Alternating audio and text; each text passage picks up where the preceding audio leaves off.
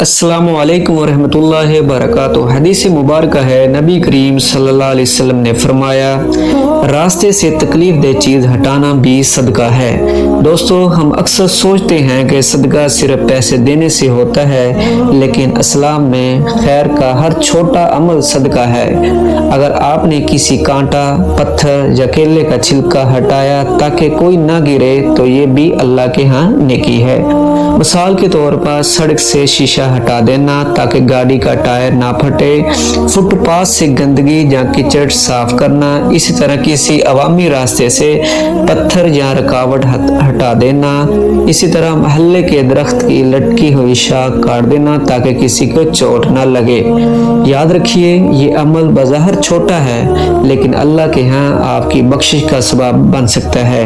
एक दिन शायद यही छोटा सा अमल आपको जन्नत का रास्ता दिखा दे।